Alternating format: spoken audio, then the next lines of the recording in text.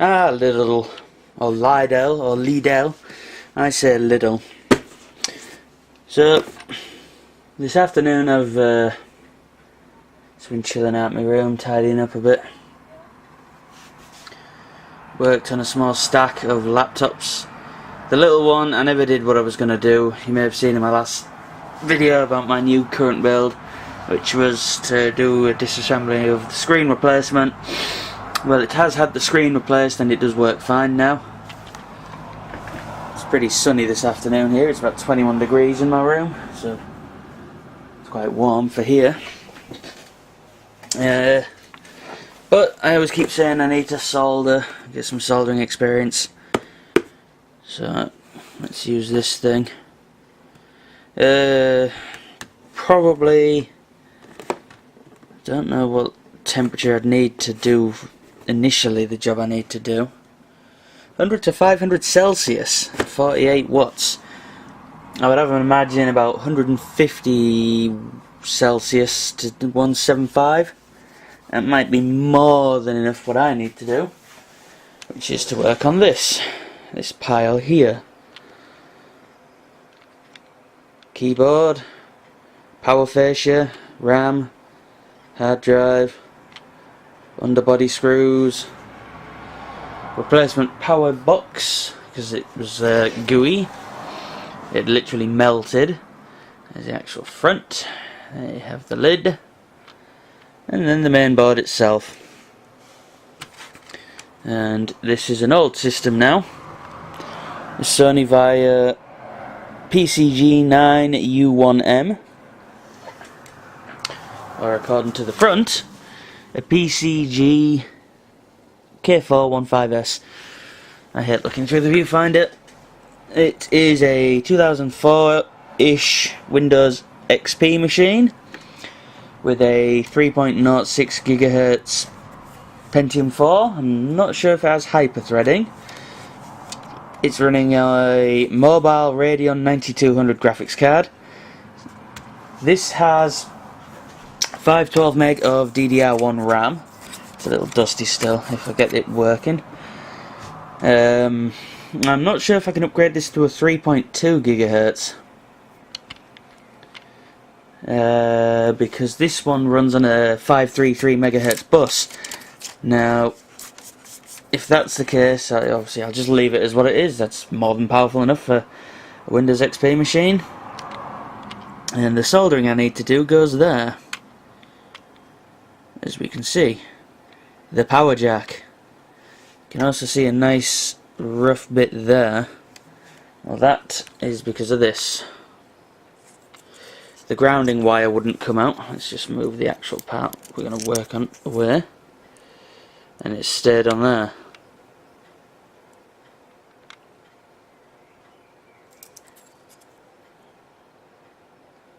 The thread on the head of the screw is completely gone, but it's in firm and tight, so I'll just leave it like that. Oop. And this is what I'm going to desolder off. And I can get it to focus.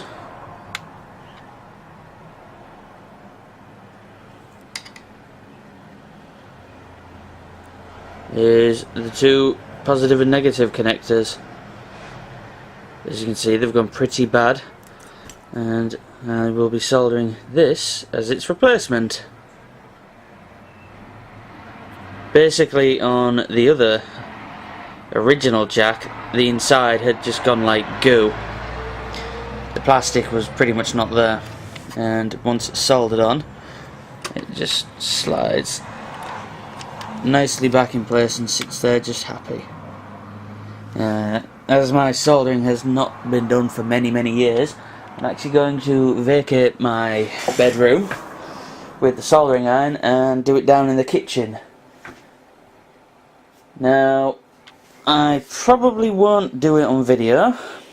Well, no, I won't do it on video. I'll just come out and say that straight away, because it will probably take me some time, and my soldering, like I've said, is pants. However, if I get it done, I will be back to show it working. Or hopefully working. Hopefully it'll be a nice clean connection and I'll be able to give it a basic power on test. Any questions, please ask. Loop me third out. Everybody ready? Let's all have a laugh. Because I have done terrible. Terrible, terrible, terrible. Okay, so there's the grounded earth. And then there's the mess that I call the reattached power supply. Haven't done too bad with the negative terminal. In fact, that's about spot on. But damn did I fail with this positive.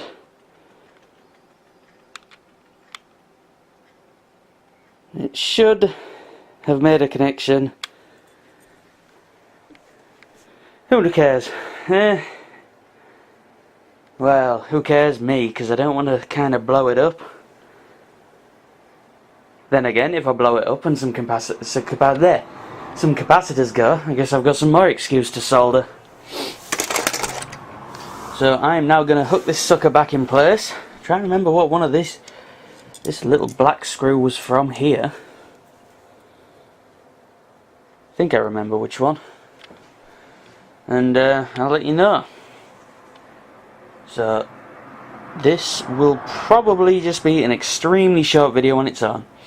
Rate, comment, subscribe, all that YouTube blagging. Loop me third out. Look at that. I'm chuffed. Honestly, I haven't soldered in years, and that I know is completely amateurish. But it works. Now what I might do is stick a bit of tape in between there, just to stop any touching. What that's doing right now is probably trying to charge up a completely dead battery.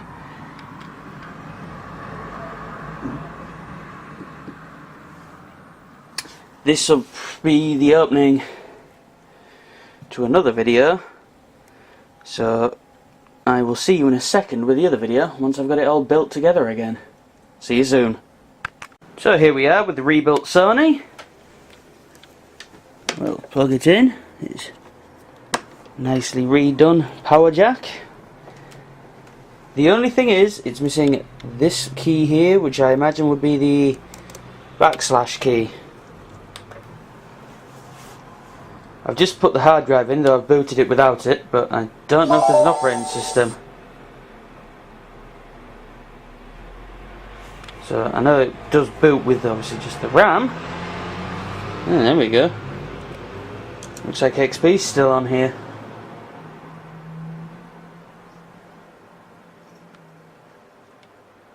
This was my cousin's laptop originally. Now I've got it running again. I suppose I'll give it another clean to get rid of more gurk and grime from it. And hello, it's me.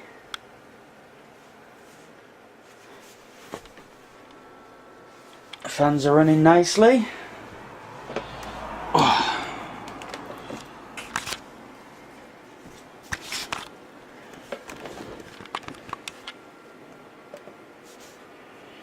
Yeah, passworded, is it? Yeah, well, his brother's accounts aren't.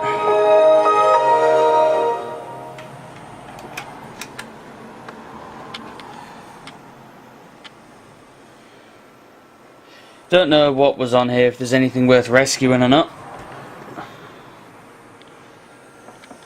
We do have a charge indicator, but I have zero belief in that the battery will actually charge now.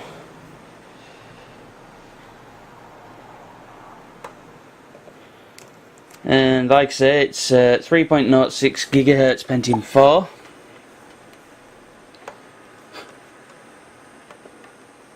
With 512 meg of DDR1.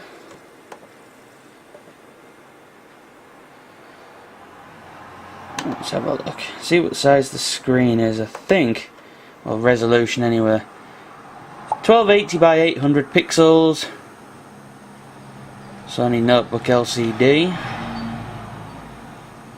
60 Hertz.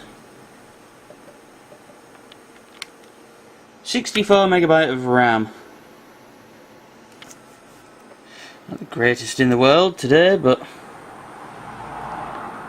more than competent enough for its time.